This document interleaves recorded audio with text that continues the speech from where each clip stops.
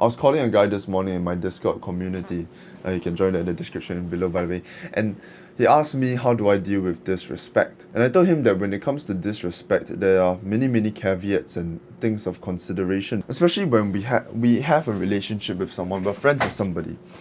Then you don't know how to really handle disrespect, especially when you've kind of set your boundaries, but you've also done it in kind of like a joking kind of way because you're too afraid to deliberately set that boundary, because it will mean that you're putting your relationship on the line, and you could offend that other person and hurt him emotionally, that you took it so seriously and you're the sensitive one all of a sudden. And also, it's very hard for us to discern sometimes if that disrespect is actually disrespect, because many times people could say things in a disrespectful manner just to poke at you, to get your attention, because they value the connection with you and they want to kind of have your full attention and affection. Then many times people could also poke at you and disrespect you a little bit out of just purely because that's how they express themselves. So sometimes we have this problem where we are very careful about how we express our boundaries and how we communicate this to the other person, and sometimes we don't even communicate it at all, which is terrible. Of course, fundamentally, when you are disrespected, you want to voice it out as soon as possible, even if it's the littlest thing. If you have the instinct that's kicking in that, oh, this guy is disrespecting me, I feel disrespected right now, you just voice it out immediately, no matter how sensitive you think you might sound. And if they try to shame you for being sensitive, it isn't necessarily a reflection of your character but theirs. Because if they are a conscientious human being, they can completely empathize with how it's like feeling like somebody could be disrespecting you. So if you get instantly shamed for seeing something as disrespect, then that person is honestly might be a little bit of a problem. But if you find that you are finding everything disrespectful, then you either want to cut that person completely off, or you could be the problem here and you are actually overly sensitive. A long time ago in secondary 2, around that time, I had a group of friends who played a lot of video games together, and I was among them. But eventually, when I started to make YouTube videos and I started to make gaming videos, I even started to record these little stupid fucking diss tracks because I was inspired by the YouTube drama time where people made diss tracks to one another. So I started writing my own raps and shit like that. And this group of friends that used to play video games with me, they would pull out my videos right in front of me and watch it to make fun of me.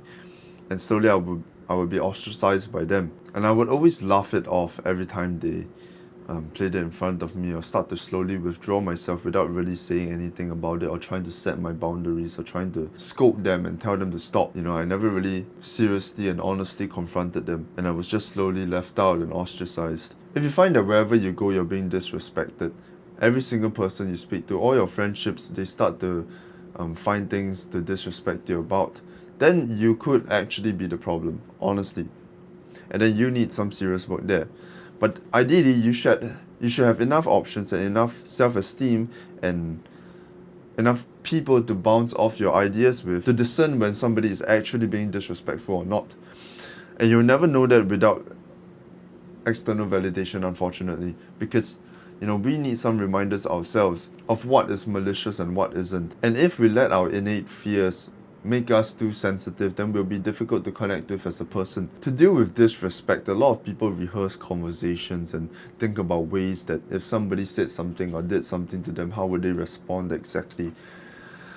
And they will fantasize about defeating other people in confrontation and arguments. It's something that people really think about. And I remember being asked this a long time ago while I was in the army, because I was really focused on honing my speech and my ability to articulate myself and to verbally disseminate my opponents. But, somebody asked me this, a good friend, and they asked me, how do you deal with confrontation? And how do you defeat someone in an argument? If they came up to you aggressively, how would you deal with it? Especially with just words. And I never really knew the answer to this question at that time. I said something along the lines of, if they were angry at me, then I have won already. But that just doesn't make any sense at all, really. That is quite an ignorant point of view. When it comes to arguments and confrontations, we can't see it as kind of a game that we have to win or lose, but more as an attempt of aggression from someone, and something that is just part of fundamental human connection, confrontation and arguments.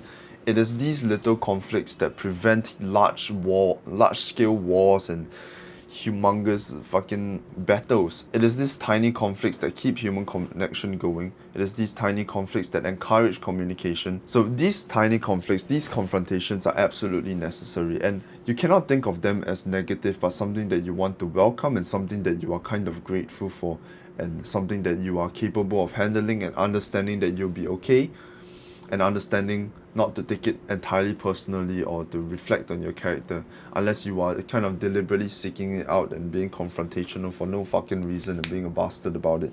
Then you should be a bit careful about that. Generally, confrontation is an amazing thing. If you are afraid of being disrespected, if you're holding on to this fear and that's why you're looking for answers around it, that is because you have a fear of confrontation. Because if you had no fear of confrontation, you wouldn't deal with this problem in the first place, since you would always voice it out. You wouldn't be afraid, you would be comfortable with just setting your stern boundaries and making it so clear to the other person that you have clear lines on this and you mean it. If you had the skill to do that, being disrespected wouldn't be something that is a huge worry to you, because if you are constantly being disrespected, you're just never gonna talk to that person ever again. You're gonna tell them honestly over and over, I'm not okay with that. I'm being serious, brother. I'm being serious.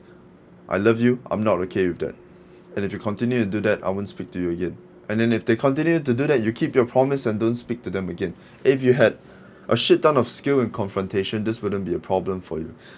So one thing you need to do, if you're afraid of being disrespected and you are concerned that you are, is you need to improve your skill at confrontation by trying to probe at it and facing your fear and initiating it and setting your clear boundaries. Honestly, without a safe social circle for you to kind of consult and for you to get some rapport and support from, it's very difficult for you to confront strangers and people you aren't super close to, or even your closest friends who still disrespect you because they aren't great friends. So what you want to focus on is having the mental capacity, the resilience to face these fears, and then try your best to build a strong social circle whereby these people you can consult and you can bounce ideas off of, and they can give you honest critique and honest advice and validation and boost your self-esteem by being the people who would be willing to be honest with you. And you do this with patience for yourself. A lot of people want the immediate 3-month transformation, but really this is a lifelong transformation. Having the resilience to face confrontation is something that takes a while to hone and develop. It's a whole change of your character. The strength to resist the need for approval and affirmation. The strength to risk relationships because you have that amount of respect for yourself that you're not going to tolerate that kind of sly disrespect. So you want to slowly build up your resilience to it by setting small boundaries, starting with saying no, starting with being more honest with how you feel, starting with voicing out the things you feel terrible about, starting with deliberately going against your need to seek approval in the smallest ways possible. And as you work through these things, you will watch your life improve holistically. It is not something that I can give you like a couple step protocol to follow. There are some tricks and tactics you can use, but realistically, it's a long battle of building resilience, and you know exactly how to do this. For example, if your friend is being disrespectful to you, your main problem is the fear of confrontation. You're not super comfortable with it, because if not, you'll be able to be so stern with it. And even if they shame you for being sensitive, you have zero fear of that and you don't give a fuck, because you know exactly how you feel and you understand you have that security in yourself. And taking this risk of possibly losing the friendship just because they think you're sensitive is completely fine to you, because you have just that amount of security in your own skin. But since you lack that, what you're going to have to do is to build resilience towards that. You're going to have to start small. When your parents ask you to do certain things and you really don't want to, you're going to have to say no.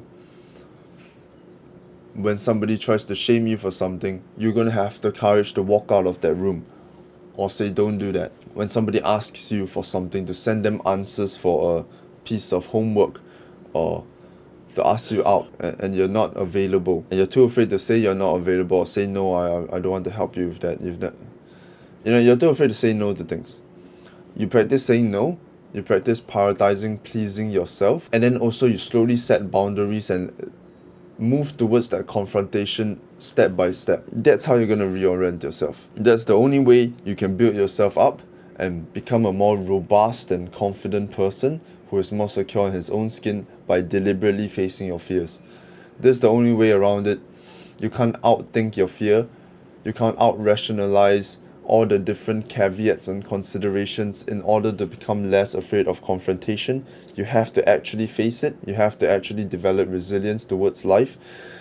And that's just what you're going to have to do. And it's going to be absolutely amazing. It's going to benefit your life in so many ways. You got this. I love you. Join free community in the description below. That was a bit. Alright. See you.